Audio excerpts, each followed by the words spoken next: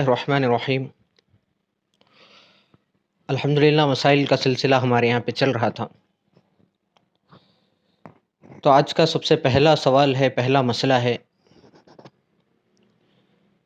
سجدے کے تعلق سے۔ کسی مصلی کا، نماز پڑھنے والے کا دونوں پیر یا ایک پیر زمین پر نہ ٹکیں بلکہ اڑ جائیں تو اس سے سجدہ ہوگا یا نہیں؟ اب سجدہ چونکہ اہم رکن ہے، سجدہ نہ ہونے کی وجہ سے اس کی نماز ہوگی یا نہیں، ایک مسئلہ یہ تھا۔ دوسرا مسئلہ ہے فجر کی نماز کی سنتوں کی قضا کے تعلق سے۔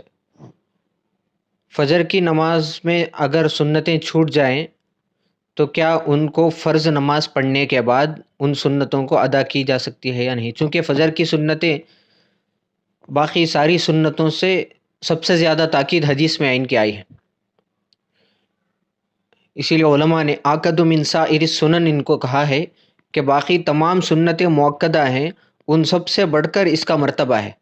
تو اس لیے شاید ایک صاحب نے یہ پوچھا ہے کہ فجر کی سنتیں اگر چھوٹ جائیں تو کیا ان کی صرف فجر کی نماز کی سنتوں کی قضا بعد میں کی جا سکتی ہے یا نہیں؟ اگر کر سکتے ہیں تو کس وقت تک کر سکتے ہیں؟ ایک مسئلہ۔ دوسرا مسئلہ ہے، تیسرا مسئلہ ہے کھڑے ہو کر پیشاب کرنے سے۔ اگر کوئی آدمی کسی عذر کی وجہ سے کھڑے ہو کر پیشاب کر دیا تو کیا اس سے غسل بھی واجب ہوگا یا نہیں؟ ایک مسئلہ یہ ہے۔ اس کے بعد چوتھا مسئلہ ہے، آج کل لوگ میسج وغیرہ میں سلام مکمل لکھنے کے بجائے صرف اے اور یس لکھ دیتے ہیں، تو یہ سلام کا شارٹ فارم سمجھا جاتا ہے، تو کیا اس طرح کے الفاظ صرف اے یس لکھ دینے سے سلام کی جو سنت ہے وہ ادا ہوگی یا نہیں، سلام کا ثواب ملے گا یا نہیں؟ یہ دو تین مسئلے تھے۔ تو چلیے سب سے پہلا مسئلے کا جواب تو یہ ہے کہ اگر بالکل تمام سجدے میں دونوں قدم آدمی کے اٹھے رہیں،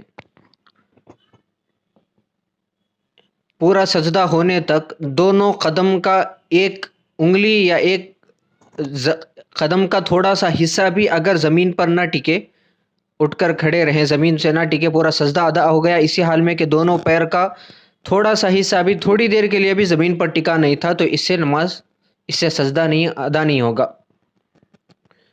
ہاں اگر تھوڑی دیر کے لیے پاؤں ٹکے ہوئے تھے، ایک انگلی کم سے کم لگی ہوئی تھی، تو اس سے سجدہ ادا ہو جاتا ہے، ڈرنے کی کوئی بات نہیں۔ سجدہ ادا ہو گیا تو نماز بھی ادا ہو گئی۔ ایسا عموماً کم ہوتا ہے کہ آدمی پیر اٹھاتا ہے لیکن تھوڑی دیر رکھنے کے بعد اٹھاتا ہے، تو اس سے کوئی مسئلہ نہیں۔ ایک پیر اٹھانا کوئی بات نہیں ہے، دونوں پیر تھوڑی دیر کے لیے بھی اگر زمین پر نہ ٹکے تو نماز کے فاسد ہونے کا حکم لگایا جا سکتا ہے۔ دوسرا مسئلہ ہے فجر کی سنتوں کے تعلق سے۔ فجر کی سنتیں اگر رہ جائیں، کسی کی چھوٹ جائیں تو جماعت کے بعد ان کی قضا درست نہیں ہے۔ پہلی بات تو فجر کی سنتیں اس وقت چھوڑی جائیں گی جس وقت امام کے سلام پھیر دینے کا اندیشہ ہو، یعنی میں اگر سلام 2 رکعت سنت کی نیت باندھ کر پیچھے کھڑا ہو جاؤں گا، میری سنت ختم ہونے سے پہلے امام صاحب اگر سلام پھیر دیں گے تو اس وقت جا کر سنتیں چھوڑ کر جماعت میں شریک ہونے کا حکم ہے۔ اگر آدمی کو، نماز پڑھنے والے کو یہ غالب گمان ہے کہ میں سنتوں کو مکمل کرنے تک امام کی نماز مجھے جماعت کے ساتھ مل جائے گی، تو ایسی صورت میں سنتیں پڑھ کر جا کر امام کے ساتھ شریک ہونے کا حکم ہے۔ بہرحال اگر کسی آدمی کی کسی وجہ سے فجر کی سنتیں چھوٹ گئی تو وہ بعد میں پڑھنا چاہتا ہے تو نہیں پڑھ سکتا، سنتوں کا اس کو ثواب نہیں ملے گا۔ اگر پڑھنا ہی ہے تو سورج طلوع ہونے کے بعد پڑھ سکتا ہے، فجر کی فوراً بعد نہیں پڑھے گا، سورج طلوع ہونے کے بعد، جیسے عموماً ہمارے یہاں پہ اشراق کی نماز کے بعد کہتے ہیں، اشراق کے بعد پڑھ سکتا ہے، زوال سے پہلے تک، لیکن پڑھنے کی گنجائش بھی اس وقت ہے کہ اس کو سنتوں کا ثواب نہیں ملے گا، سنت مؤکدہ کا ثواب نہیں ملے گا، نفل نماز کا ثواب ملے گا۔ ایک تو یہ مسئلہ تھا۔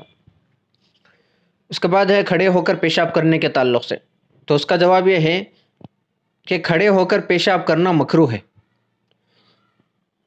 اگر کوئی عذر کی صورت میں کر لیا، کسی واقعی میں سخت مجبوری تھی تو کھڑے ہو کر پیشاب کر لیا تو مکروہ نہیں ہے، لیکن کھڑے ہو کر پیشاب کرنے سے غسل واجب نہیں ہوتا، کھڑے ہو کر پیشاب کرنے سے غسل واجب نہیں ہوتا۔ لیکن عموماً یہ دیکھا جاتا ہے کہ کھڑے ہو کر پیشاب کرنے والا پیشاب کے چھینٹوں اور خطروں سے آدمی کو بچنا مشکل ہوتا ہے، تو اس لیے بدن کے جس حصے پر یا کپڑے کے جس حصے پر پیشاب وغیرہ کے خطرے لگ جائیں، پیشاب اچھل جائے تو اس کو دھونا ضروری ہے، اس کو دھوئے بغیر نماز نہیں پڑھنا چاہیے۔ اسی طرح ایک مسئلہ ہے سلام کی جگہ پر اے ایس لکھ دینے سے۔ سلام کی جگہ پر صرف اے یس لکھ دینا یہ سلام کے لیے کافی نہیں ہے، سلام کے لیے مکمل جملہ ہے، السلام علیکم ورحمۃ اللہ وبرکاتہ۔ اتنا مکمل نہیں لکھ سکتے تو السلام علیکم لکھ دینا چاہیے، یہ جملہ حدیث سے ثابت ہے۔ اب ظاہر سی بات ہے، یہ جملہ حدیث سے ثابت ہے تو سلام کا اس میں حکم نہیں لگایا جا سکتا، اس میں ثواب بھی نہیں ملے گا۔